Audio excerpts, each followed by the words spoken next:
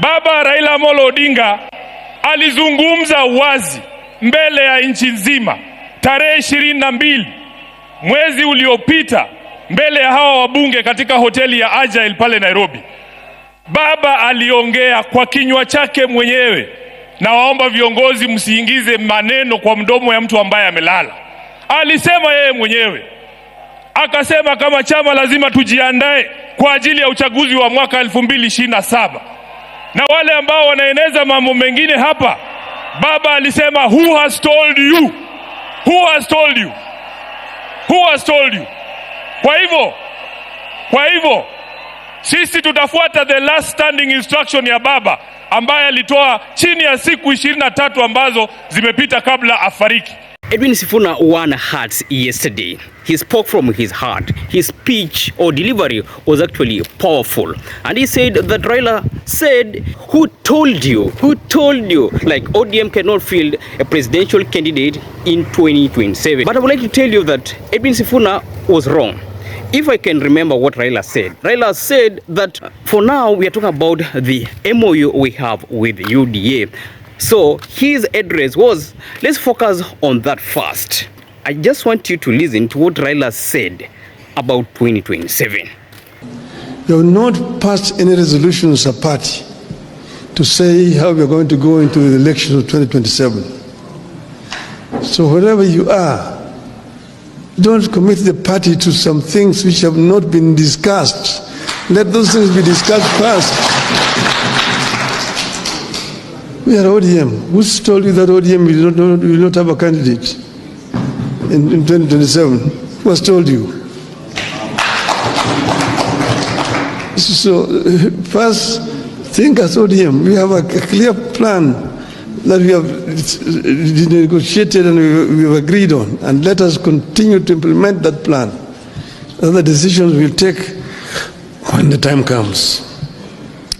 When you listen to Raila, he said that for now, let's focus on what we are dealing with. That is, the MOU he has with UDA. But other things will be discussed later. So Raila did not conclusively say that for 2027, ODM must have a presidential candidate. But in other words, he said, who told you? But when you analyze that statement, he specifically wanted ODM leaders to focus first of all on the MOU. But later, they will sit down and come up with a pact with the UDA. That is a fact. However, Sifuna sees it differently. Sifuna took Raila's words so literally, but he forgot that as things are, Raila was actually supporting President Ruto. And at some point even said that let's wait for 2027 and we shall tell people what we've done. And that was a message that was directed at Gachagua and his allies. Give us space, give us room, and judge us in 2027. And we've said this is going to remain in place up to 2027. After that, we will see where we go to. Even if you are saying one term, so what? It's the Kenyans who will decide the term, and we will see where we want to go. I am confident when that time comes, we will face Kenyans squarely and tell Kenyans, this is why we did ABCD, this is where we want to go. Utasema yako, tutasema yetu. Tuone Wakenya watamini nani. So hivyo mimi sina wasiwasi. Piga kelele namna hiyo. Bweka tu. Kunguni, hiyo ni kama hiyo ngurumo ya chura. Ngurumo ya chura haizui ng'ombe kunywa maji. Ng'ombe itakunywa maji. We will be able to move beyond 2027. I'm confident we will move beyond 2027. Nobody should try to threaten us. We are Kenyans like we are Kenyans. So saying that Raila said that in 2027 ODM will field a presidential candidate, to be honest, was wrong. And also when you look at ODM, a majority of ODM members, especially those who wield power in ODM, support President Ruto. We only have very few ODM members that do not support President Ruto. We have Edwin Sifuna, Babu Owino, Caleb Amisi, but others support him. If you come to the coastal region, ODM leaders support President Ruto and his re-election bid. If you went to Western Kenya, those affiliated to ODM still support President Ruto. Look at someone like Oparanya. Oparanya wields power in Kakamega, and he has a say there. Okay, look at Busia. We have Polo Toma. Toma will definitely support President Ruto, even if people say it doesn't have any influence to sway votes in Western Kenya to President Ruto's advantage. But here's the point again. For all consequential leaders who have risen to what they are today, what they did was forming their political party. Let's go back to KANU era, when KANU started. We had Jomo Kenyatta as president. Under KANU. And in KANU, Moi was fought. And when Moi was fought, what did he do? He stayed put. And finally, he took the leadership of KANU. But remember this, Moi took over at a point that nobody expected. Because in this case, we had Jomo Kenyatta as president. He passed on. When he passed on, what happened? Moi definitely became the heir apparent. Okay, when Moi took over as president, he even took over the leadership of KANU.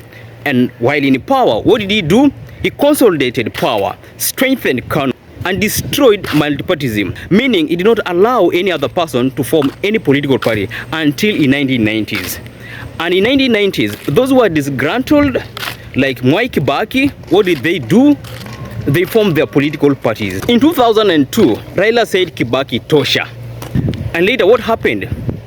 He formed his party, ODM. And until now, ODM is in existence because of that move. So for any consequential leader, for any leader who wants to have influence, for any leader who wants to influence national politics, what they have to do, especially here in Kenya, is to form a political party. So Edwin Sifuna, instead of staying in ODM, he should consider forming his own political party, because inheriting ODM is actually something out of equation. So for Edwin Sifuna to be a consequential leader, the best thing he should do is leave ODM and form his own political party.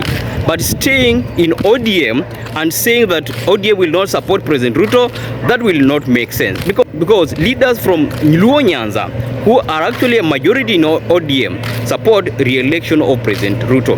Leaders from the coastal area affiliated to ODM support re-election of President Ruto. So those leaders will not allow a few individuals to stop that mission. Raila left his foot soldiers in power, and there's no way those foot soldiers will leave government to support a presidential candidate under ODM. Instead, they will endorse President Ruto. So, what Sifuna tells us about ODM fielding a presidential candidate in 2027 is something that I see as a pipe dream. That will not happen. For Edwin Sifuna and others who are disgruntled because ODM supports the re-election of President Ruto, the best thing they should do is form their own political party that will allow them to become consequential leaders who can shape the 2032 politics. Because I maintain ODM will support President Ruto. So for any leader, especially Secretary General Edwin Sifuna, who doesn't agree, the best thing to do is to leave ODM and form your own political party and build that party to strength, so that in 2032 you're able to have a say and shape or influence who becomes president in 2032, and perhaps they can even run and become presidents. After all, 5 years from now, Edwin Sifuna will be worth becoming president.